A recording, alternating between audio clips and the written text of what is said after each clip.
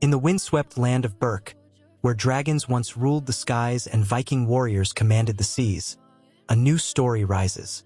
This is How to Train Your Dragon, the 2025 live-action remake of the beloved animated classic. But does it live up to the legend, or crumble under the weight of expectation? The film opens with a familiar voice, Hiccup, now brought to life by Mason Thess.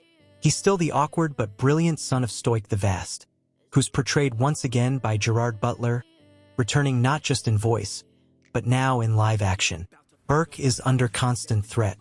Dragons raid the village, steal livestock, torch buildings, and put the Viking way of life at risk.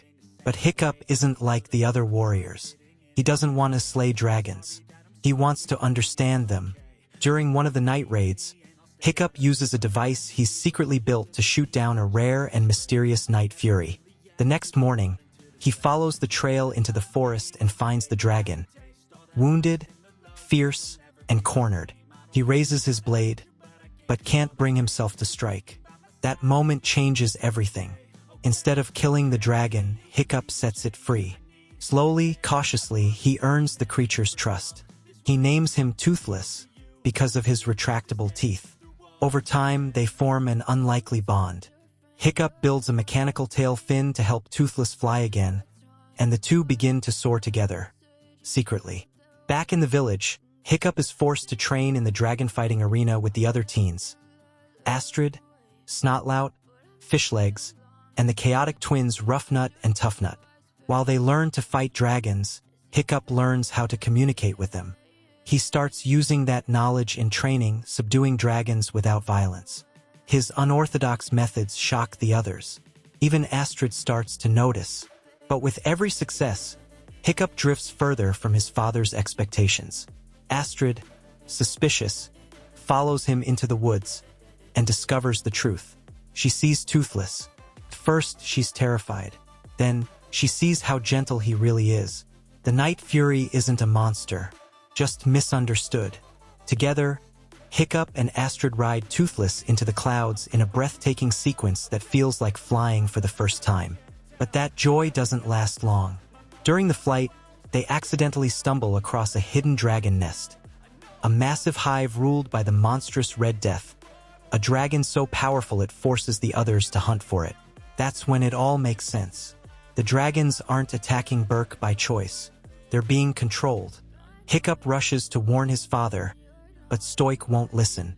He sees only the threat, not the truth. Worse, he uses Toothless, Hiccup's closest friend, as a weapon to lead the fleet to the nest. Stoic chains Toothless to his ship. Then the Red Death appears. It's colossal, fire-breathing, unstoppable. The Vikings are overwhelmed. Nothing they have can match its strength. Just when all hope seems lost, Hiccup returns, riding Toothless.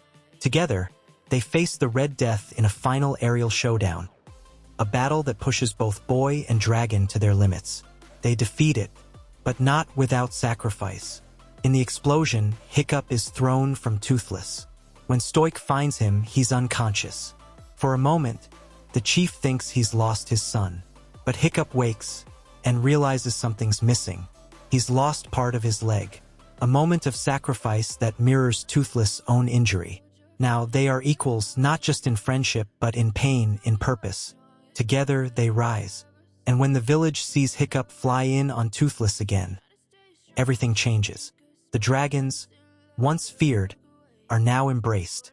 Berk becomes a land where humans and dragons live in harmony. This remake remains loyal to the heart of the original, but it brings new life through grounded visuals and deeper emotional arcs. The dragons look more realistic. The battles are more intense. The relationships feel more human. Mason Thess delivers a vulnerable, thoughtful Hiccup. Gerard Butler brings gravitas and warmth to Stoic. Nico Parker's Astrid has a richer arc, and her chemistry with Hiccup feels more mature and honest. But above all, the bond between boy and dragon, the quiet trust, the loyalty, the love, that's what makes the film timeless. And in this version, that bond feels even more real. How to Train Your Dragon 2025 isn't just a remake. It's a reimagining, a love letter to what made the original soar, reborn for a new generation. Whether you've loved this world for years or you're visiting Berk for the first time, this story will take you on a journey of wonder, loss, and hope. Because sometimes, it takes losing something to understand what you've truly gained. Thanks for watching. If this story moved you, don't forget to like, subscribe, and share your thoughts in the comments. Until next time, keep flying.